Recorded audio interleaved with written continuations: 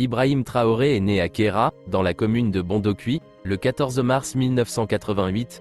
Il a fréquenté le lycée mixte Dakar-Ville de Bobo-Dioulasso, où il obtient le baccalauréat en 2006. Il est diplômé en géologie à l'université de Ouagadougou. Il a été durant ses études militant de l'Association nationale des étudiants du Burkina, ANEB, une organisation estudiantine d'inspiration marxiste. Il est par ailleurs proche d'associations musulmanes, et membre de l'Association des étudiants musulmans. Il sort diplômé avec mention. Carrière militaire. Traoré n'est pas issu du Prytanée militaire de Kadiogo, PMK, contrairement à son prédécesseur Damiba et bon nombre d'officiers burkinabés.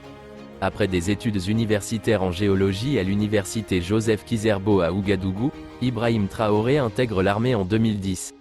Il fait sa formation à l'académie militaire Georges Namoano, une école de formation d'officiers basée à Pau, où il sort vice-major de sa promotion.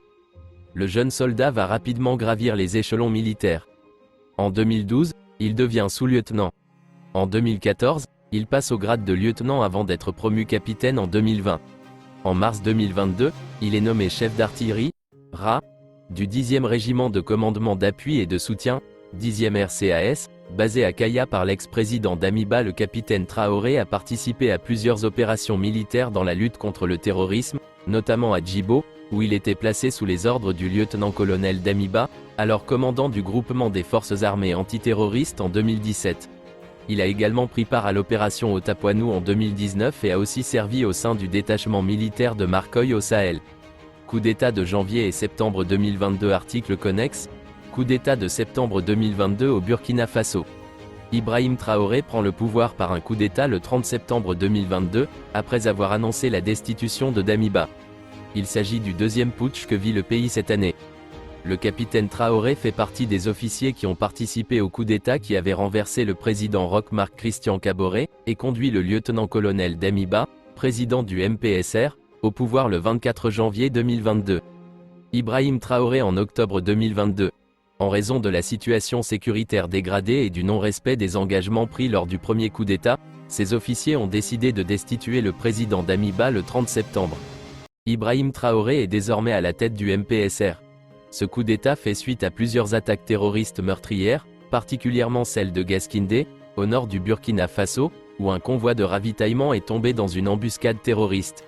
Selon le bilan officiel, on dénombre 11 militaires tués et plusieurs civils portés disparus. D'autres sources évoquent une centaine de civils tués. Damiba démissionne finalement le 2 octobre. Le 6 octobre, un acte fondamental rétablit la Constitution et déclare Traoré chef de l'État. Il devient alors le premier musulman à accéder au poste depuis le renversement de Saïzerbo en 1982. Assurant expédier les affaires courantes, Traoré annonce la désignation d'un président de la transition, civil ou militaire, par des assises le 14 octobre 2022.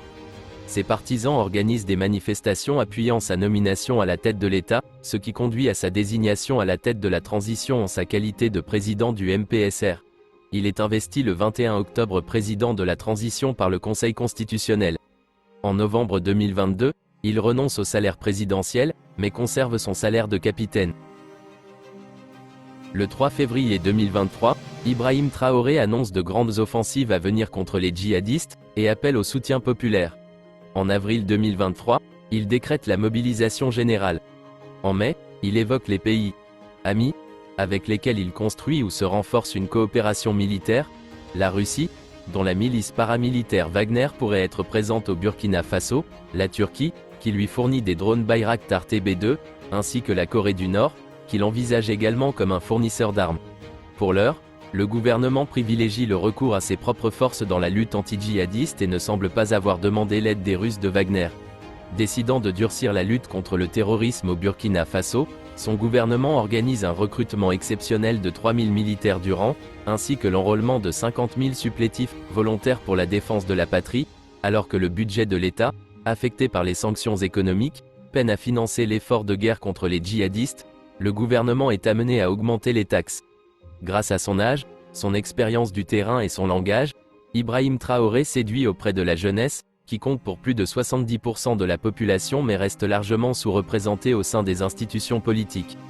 Il invoque régulièrement les idéaux de Thomas Sankara lors de ses discours, tels que la lutte pour la souveraineté nationale et le rejet de l'impérialisme.